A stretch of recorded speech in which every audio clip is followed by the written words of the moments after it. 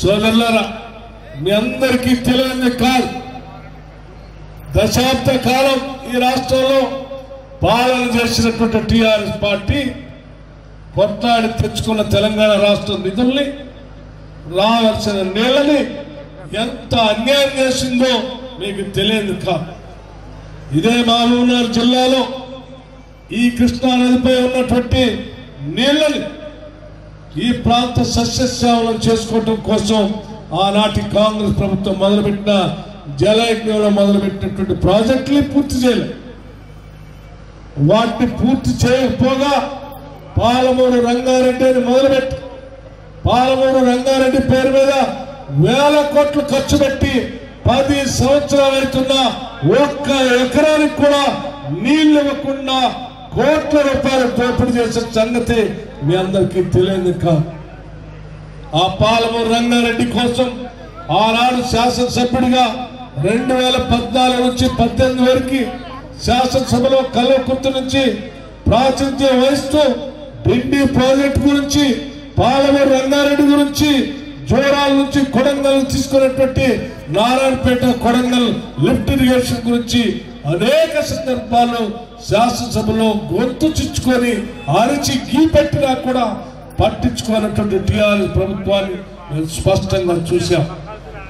కానీ ఈనాడు ఇదే మహబూబ్నగర్ జిల్లాలో న్యాయయాత్ర చేస్తూ మహబూబ్నగర్ జిల్లాకి న్యాయం జరగాలి, ఈ ప్రాంతానికి కావాల్సిన అభివృద్ధి కార్యక్రమాలతో పాటు నీళ్లను పారించాలి, ఆ పారించడం కోసం మహబూబ్నగర్ బిడ్డగా నేను ఏ స్థాయికైనా వెళ్ళి పోరాటం చేస్తానని చెప్పి ఇవాళ న్యాయయాత్ర చేస్తూ మహబూబ్నగర్లో తిరుగుతున్నటువంటి వంశీచంద్ర రెడ్డి గారిని అభినందించడానికి వచ్చాను.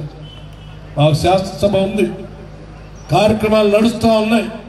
కానీ మహబూబ్నగర్ కోసం, మహబూబ్నగర్ ప్రజల కోసం ఈరోజు పెద్ద ఎత్తున అనేక అవకాశాలు ఉన్నప్పటికీ, రకరకాలైన అవకాశాలు ఉన్నప్పటికీ, పార్లమెంటు పోవటానికి రాజ్యసభ లాంటి స్థానాలు ఉన్నప్పటికీ కూడా వదులుకొని కాదు కూడదు, నేను ప్రజల మధ్యన ఉంటాను, ప్రజల కోసం పోరాటం చేస్తాను, నా మహబూబ్నగర్ బిడ్డల కోసం, వాళ్ళకి నీళ్లు తేవటం కోసం వాళ్ళ మధ్యన తిరుగుతా అని చెప్పి ఇక్కడికి వచ్చి న్యాయయాత్ర చేస్తున్నటువంటి వంశీచంద్ర రెడ్డిని నేను మనస్ఫూర్తిగా అభినందిస్తా ఉన్నాను. నిజమే, ఈ మహబూబ్నగర్ జిల్లాకి నీళ్లు రావాలి. ఎవరు ఎన్ని అడ్డంకులు పెట్టినా, ఎన్ని రకాల కుట్రలు వేసినా, ఆనాడు మేము మొదలుపెట్టిన జలయజ్ఞంలో మొదలుపెట్టిన ప్రాజెక్టులన్నింటినీ సంపూర్ణంగా పూర్తి చేస్తాం, నీళ్లు పారిస్తాం.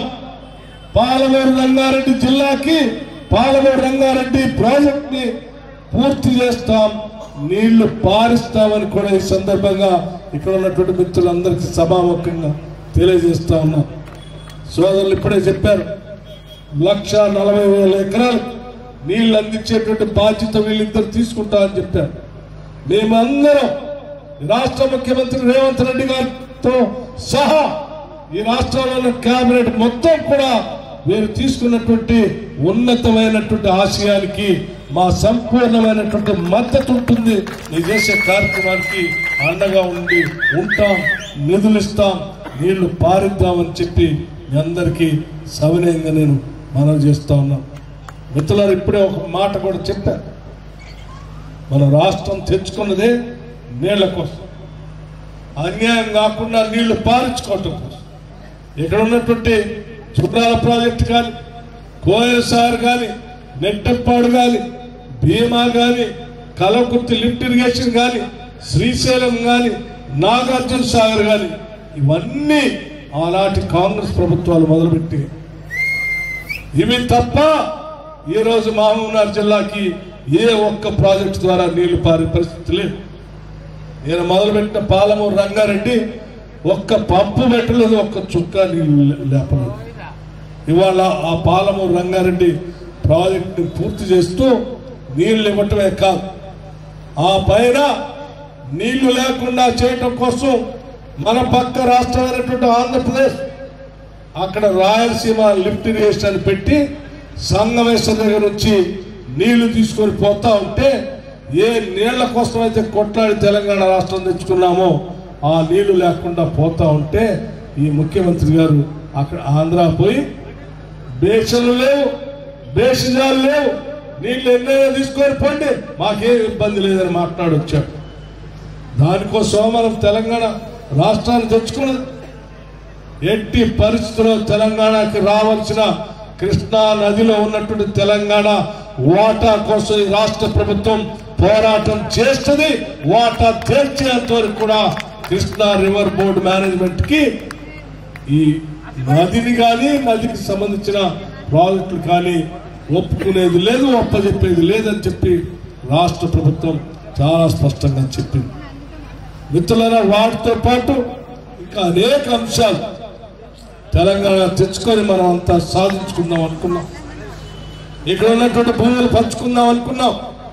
పేదలకు ఆనాటి ఇంద్రమ్మ ప్రభుత్వం పంచినటువంటి భూముల్ని ఈ ఆనాడు పాలన చేస్తున్న టీఆర్ఎస్ పార్టీ వెనక్కి లాక్కొని అడ్డగోలుగా భూములన్నీ ఎవరికి కావాల్సిన విధంగా వాళ్ళు రాసుకుంటూ ఉంటే ఇందిరమ్మ రాజ్యం తేవాలి, ఆనాడు పంచినటువంటి భూములన్నింటినీ కూడా తిరిగి ప్రజలకే పంచాలి అని చెప్పి రాహుల్ గాంధీ గారు ఇచ్చినటువంటి సూచన మేరకు కాంగ్రెస్ పార్టీ నాయకత్వంలో కాంగ్రెస్ పార్టీ చెప్పినటువంటి ఆదేశాల మేరకు ఆనాడు సిఎంపీ లీడర్ గా ఆదిలాబాద్ నుంచి ఖమ్మం వరకు పాదయాత్ర చేస్తూ ప్రతి దగ్గర ప్రజల సమస్యలు విన్నాం.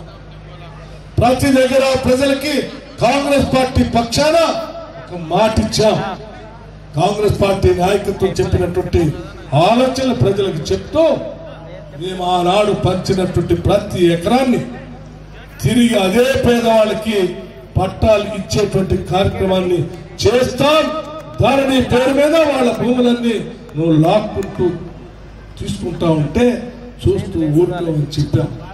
ఈరోజు మేము కాంగ్రెస్ పార్టీ అధికారంలోకి వచ్చిన మరుక్షణం ఏమైనా మర్చిపోయారో అని చెప్పి చాలా మంది మాట్లాడేటువంటి కార్యక్రమాలకి ఫుల్ స్టాప్ పెట్టడమే కాదు, చాలా స్పష్టంగా చెప్పాం.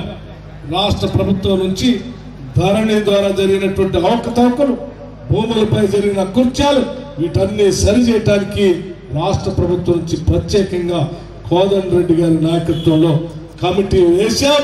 ఆ కమిటీ ద్వారా రిపోర్ట్ తెప్పించి ఈ పేదలకు ఆనాడు పంచినటువంటి భూములన్నింటి కూడా తిరిగి వాళ్ళకే ఒప్పజెప్పే కార్యక్రమాన్ని తూచా తప్పకుండా చేస్తామని కూడా ఈ చర్చల నుంచి అందరికీ మాటిస్తా ఉన్నాం.